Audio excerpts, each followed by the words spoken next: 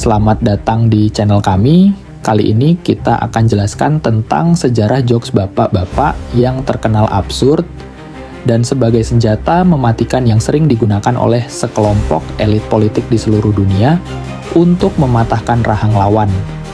Sebelumnya mohon dukung dengan subscribe, like, share, dan komen biar kita bisa terus berbagi tawa bareng. Nggak kayak nasi goreng tanpa kecap, kurang greget. Humor adalah bagian penting dalam kehidupan manusia. Ia hadir untuk mencairkan suasana, meredakan ketegangan, bahkan menjadi jembatan antar generasi. Di antara berbagai jenis humor yang ada, salah satu yang paling terkenal, sederhana sekaligus garing, adalah jokes bapak-bapak, atau yang di dunia internasional dikenal sebagai dad jokes.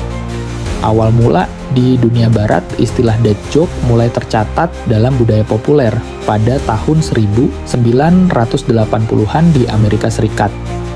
Salah satu penyebutan paling awal muncul dalam surat kabar The Gettysburg Times pada tahun 1987. Dalam artikel itu dijelaskan bahwa dad joke adalah jenis lelucon sederhana yang biasanya keluar dari mulut seorang ayah dalam lingkungan keluarga. Mengapa disebut dad joke? Alasannya sederhana. Ada stereotip bahwa seorang ayah seringkali mencoba mencairkan suasana keluarga dengan humor yang ringan. Lelucon ini tidak perlu canggih atau kompleks. Cukup permainan kata yang polos, kadang terasa basi, bahkan membuat orang lebih sering menggelengkan kepala daripada tertawa. Namun disitulah letak daya tariknya. Justru karena polos dan receh, lelucon itu dianggap hangat dan akrab. Ciri khas humor, jokes bapak-bapak memiliki ciri khas yang berbeda dari humor jenis lain. Sederhana, tidak membutuhkan konteks panjang, cukup permainan kata atau plesetan, garing tapi mengena. Seringkali tidak memicu tawa keras, melainkan senyum kecut atau komentar, "Aduh, garing banget."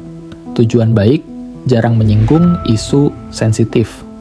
Lebih ke arah membangun keakraban, spontan, biasanya lahir dari percakapan sehari-hari atau benda di sekitar. Contohnya, seorang ayah melihat anaknya makan pisang, lalu berkata, "Hati-hati, jangan kebablasan, nanti jadi pisang beneran." Meski receh, anak-anak biasanya tertawa atau pura-pura kesal. Masuk ke Indonesia. Di Indonesia, istilah jokes bapak-bapak mulai dikenal luas pada era media sosial 2010-an. Awalnya, ini hanya terjemahan dari dad jokes yang beredar di internet. Namun, lama-kelamaan masyarakat Indonesia memberi warna lokal. Jokes bapak-bapak di sini tidak hanya soal plesetan kata, tetapi juga sering dikaitkan dengan kebiasaan bapak-bapak dalam keseharian. Naik motor pelan di tengah jalan, seakan dunia harus ikut ritmenya. Pakai sandal jepit kemana-mana, bahkan saat acara formal.